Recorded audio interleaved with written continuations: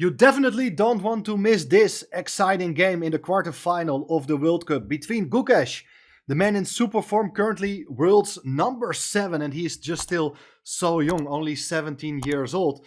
Is he able to cause another huge upset by eliminating Magnus Carlsen in these quarterfinals? That's what we are going to see. Let's have a look. Gukesh playing with the white pieces opens the game with the move 1d4. And after knight f6, bishop f4, we have the London system. So many different ways of playing this line. Magnus, probably caught by surprise, didn't want to go for a theoretical battle and played here the move b6. It's a playable move, has been played before, also by strong players, but it's not as common as placing one of your pawns in the center. White goes for the move knight c3, and after bishop b7, white plays the move f3 to prepare the push of the pawn in the center with the move e4. Black goes for the move e6, and after the move e4, we have a position in which white is occupying the center with both its pawns. One drawback is that the pawn on f3 prevents the knight from getting developed to its most active square.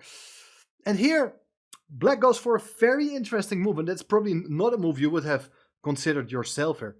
The move a6 was played by Magnus, and he says, I can afford myself to play such a pawn move at the side of the board. And his idea is that he doesn't want to deal with any sort of annoying knight b5 ideas when the pawn on c7 becomes a clear target. White played here the move queen d2, and the move d5 is played. So finally black is doing something back in the center, trying to challenge the pawn on e4. And the question is, what is white gonna do with it? You may consider advancing the pawn, but maybe that's premature. The knight comes back to d7, and then we have a sort of French structure in which black is trying to put pressure against white's central pawn. So that's why Gukesh didn't play that move. You may play a solid move like e takes d5, that's also perfectly playable, but the move castling queenside is interesting because now the pawn on e4 can be taken, but white doesn't mind sacrificing a pawn. He's looking for a way to get his pieces out as quickly as possible. So Magnus doesn't want to fall into any sort of home prep and decides to play here the move bishop b4. Should be mentioned that even the move b5, it's not really strange. Just to try to launch the b pawn, looking for counterplay. But bishop b4 is probably the more human continuation, pinning that knight on c3. And how is white gonna cope with it? The pressure against the pawn on e4 doesn't look very nice. e5 seems to be a very natural way to follow up, to close the center. Now the knight gotta go away either to d7 or g8, intending to come back into the game via e7. But Gukesh had a different idea. Played here the move a3, questioning the bishop. Bishop takes c3, queen takes c3, and now the pawn on e4 is just hanging, can be taken, but white's idea is that the pawn on c7 is hanging as well. However, if you would take now with the bishop on c7 attacking the queen could go away, but I don't think Magnus was planning to play here the move queen d5. He wants to get clarity, and with the move knight d5, forking the bishop and queen, you can get this kind of queenless middle game, and I think this is something Magnus likes much better. He's attacking the rook, so b takes c3, king takes d8, and this would have been a very interesting position. But Gukesh didn't want to take on c7. Instead, he came up with a remarkable idea. He played, after sacrificing a pawn already, he played here the move d5. Just as early as move 10, this is a double pawn sacrifice. Okay, I'm exaggerating a bit, pawn on c7 is hanging, but the idea is that also you're opening up the diagonal for your queen. After e takes d5, there is bishop takes c7, and now, compared with the previous move, knight d5 is no longer a possibility. Therefore, Magnus decided to take with the knight on d5, hitting the queen, defending c7, attacking the bishop. Okay, the knight is pinned, so you can't really take the bishop because the queen will be hanging. Gukesh played here queen takes g7. Hitting the rook in the corner looks incredibly dangerous, but Magnus, of course, had seen it all. Played the move queen f6, offering the exchange of queens as the queen protects the rook in the corner. Black is having everything under control. Queen takes f6, knight takes f6, bishop e5, pinning the knight on f6, so king goes to e7, protecting the knight, and only now bishop takes c7.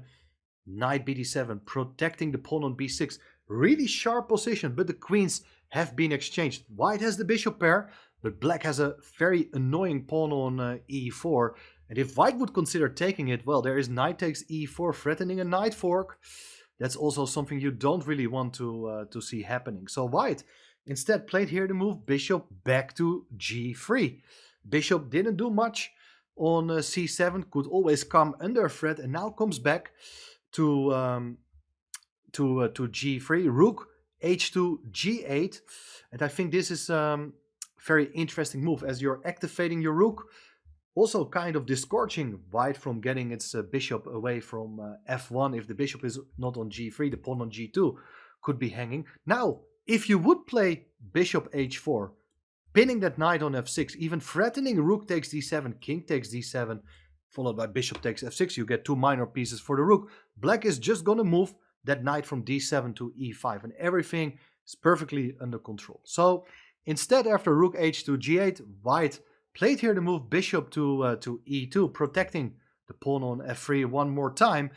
And well, what are you going to do next? Probably a lot of people would expect black to get its final piece into the game with rook ac8, but Magnus had a different idea. He was kind of anticipating that on the next move, white is going to play knight to h3. That's the reason why you placed your bishop on e2, to overprotect the pawn on f3. But by playing the move king e8, knight h3 is no longer a good move because of the move knight h5. You're attacking the bishop twice. If the bishop goes away, the pawn on g2 is hanging. Why is it so important to have your king on e8? Is that there is not a check either on d6 or h4, enabling white to solve that problem with tempo. So king e8 is a very clever, subtle move. I think this is very, very impressive play by Magnus. Instead, Gukesh, instead of playing knight h3, he played here f takes e4, but now also the knight comes in, recaptures in the center, threatens to take the bishop. If you go bishop h4, there is rook takes g2, and obviously black is better here as he is a pawn up. So instead of moving the bishop from g3, bishop f3 is pinned, pinning that knight on e4. Knight takes g3 played anyway. You don't have to be afraid of bishop takes b7 because there's rook a7. You're attacking the bishop. You're indirectly defending your knight as well. And after h takes g3, rook takes b7. Next, you're going to take the pawns on g3 and g2 probably. This is absolutely fine. And we get to see something very similar in the game. I think Gukesh, his move is somewhat more precise. Instead of taking on b7, he decided to recapture right away with the h-pawn. Bishop takes f3, knight takes f3, rook takes g3.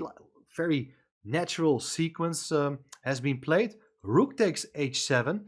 And of course, white is looking for counterplay against the knight. There are potential back rank issues, so black uses its king. King comes back to e7, of course, for the upcoming endgame. It's very good to have your king already centralized. White played here the move knight d4, looking for some active plan with knight c6 check, and that would be annoying as the king doesn't want to give up the protection of that knight on d7. So the move knight e5 was played. I like this move very much as you don't give white the opportunity to jump in with that knight to c6. Rook e1 played, attacking that knight. There are various ways to do something to protect the knight with your king, for instance. Don't go away with your knight, by the way, because that allows knight f5 with a huge knight fork. Of course, Magnus had seen it all, and he wants more clarity. He wants to get rid of that knight on d4. Play the move rook g4. Rook takes e5 played, rook takes d4, and we do have a double rook endgame. And that's exactly what Magnus really wants. How to evaluate this endgame? This is something a lot of people would be interested to hear, of course. Both sides have 4 pawns. 2 rooks each. Who is better? I think black is going to press here a little bit. First of all, after rook e2 back, rook a8, black is already connecting its rooks, threatening checkmate on d1. White plays the move c3 to attack the rook, and the king can always come to c2. And now the rook goes away to f4. So I think black's rooks are more active. I also think that Black's king is even a bit more active if you compare it with the king on c1. And black has already a passed pawn, whereas white has a majority on the other side of the board, but it's going to take ages before you're able to create such a passed pawn. White goes king c2, and black goes rook g8. So it's becoming clear that the pawn on g2 is a clear target. So white decides to play fast now. Played here the move b4, trying to push the pawns, and black goes for b5, fixing these pawns on the queen side. Looks like very logical strategy. King to b3, and now rook f2 g4. You're attacking the pawn on g2. By playing this move, you're giving up the control over the f-file, and rather than dropping back with the rook to h2, Gukesh goes for rook to f2, attacking the pawn on f7. You don't want white to capture there, so you better offer the exchange of rooks, and white accepts it. So rook takes g7, rook takes g7. Now it's only a single rook endgame. Is white able to generate some counterplay? Yes, white's going to play here the move a4, hoping that black is ever going to take, because then the c pawn becomes a passed pawn. Black doesn't have to react, of course. Played here the move f5. I like this move very much, as very soon you can go king f6 and maybe e5, e4, and so on. Black is going to use that pawn duo very efficiently.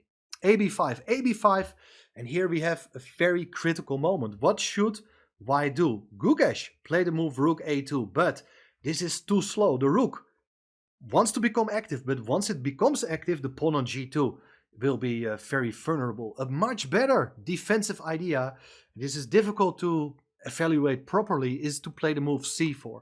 Now after bc4, king c4, white has gotten exactly what it wants. That's a passed pawn, and then you can run very fast with it. The reason Gukesh didn't play it, I think, is because of rook g3. If the king goes away, it's b takes c4 and you lose a big pawn. After rook f3, offering the exchange of rooks, and the king and pawn endgame should be absolutely fine for white. B takes c4 check, king takes c4, rook takes g2. These two connected passed pawns, they are really strong. And normally they would be winning for black. But here, after something like rook b3, you can advance your b pawn really fast, forcing either the black king or the rook to come back, and then you will try to come over with your king, trying to stop black's connected passed pawns, and with correct play this should probably be a draw. I mean, there's still scope for mistakes for white, of course, but I think objectively this should be a draw. In the game, Gukesh played here the move rook a2, and Magnus' reaction was like, okay, my pawn on b5 will come under threat. I want to defend it here with rook g5, so if you do attack it with rook to a5, there is this move f4. This was his plan. Rook g5 was played in the game, but rook a5 was not, and this should have been played by Gukesh. After this move f4, white has an incredible way to save the game. This is going to be incredibly hard to find. King c2, you're going back with your king to the center, allowing black to capture with check. King d3, the rook goes back to g5 to protect the pawn. Now the king comes to e4, so the king is holding the pawn on f4. Rook f5, rook check. King goes away, king f3, stopping the pawns. And here, white is having sufficient counterplay, because whenever you play e5, I'm going to play rook b7 and attack the pawn on b5. If you try to come around with the king, I also go rook b7, king d6, protecting the pawn on b5 again. And after rook check, the king goes back to d7. The rook is ideally placed here, cannot be attacked by the king, because then the pawn on e6 is hanging. If you push the pawn to e5, then the pawn on b5 will eventually be hanging. It's not easy at all to find, and the machine says that it's a draw, but definitely mistakes would have been made here as well. But let's have a look what happened in the game, because after rook g5, the move rook a7 was played here. With check, now the king comes to f6, and after rook a2 back, you're losing valuable time. This is definitely going wrong. Gukesh is losing the plot here. Black goes for the move f4 and is making a lot of advances on the king side now. Rook c2, rook g3, pinning the pawn. So no time for white to get in the move c4. King a2. I'm not really sure what the idea was, to be honest, but you got to make a move and get out of that pin along the third rank. King e5. And now the move king b2. This looks very strange, but at least, okay, the king is now obstructing the e-pawn. So king comes to d5. The king comes over to the queen side to protect the pawn. I think that's a good technique. Rook d2, check, king to e4, king to b3. White is really stuck with both its rook and king. Things are not looking pleasant at all. e5. Now the pawn is finally coming up the board, and while White still doesn't have a passed pawn himself. Rook e2 check. King goes back to f5. Rook d2, and now it's time for e4. The pawn is really fast. Rook d5 played with check, double attack on the king and pawn on b5. King f6. We don't mind giving up that pawn because there's this general rule that one pawn is running faster than two. Keep that in mind. These pawns are not fast at all. No time to take the pawn on g2. I mean, you can do it and it's probably winning as well, but just run with your pawn. That's typical rook endgame strategy. You push your passed pawns. The pawn is 2 squares away from becoming a queen. Rook b6 check, king f5, rook b5, king e4, and now after rook b8, the move e2 was played, and here is just gonna be game over. White resigned. King d3 is going to be played, or even rook e3 to interfere whenever the rook is coming to the e-file. That is game over. Absolutely fantastic endgame technique by the GOAT. I think, at least I hope you enjoyed it. I think you also learned quite a bit of how to play these kind of rook endgames. And the fact that somebody of Gukesh, his strength, was outplayed really shows that Magnus was in superb form. He was really motivated before the game and he brought all this energy to the board. Very, very impressive. And that means Gukesh is now in a must-win. He needs to bounce back to stay in the event. But playing with black against world's #1, it's not going to be an easy task. Let me know what you think of this game. Thanks for watching, and soon more coverage of this spectacular event.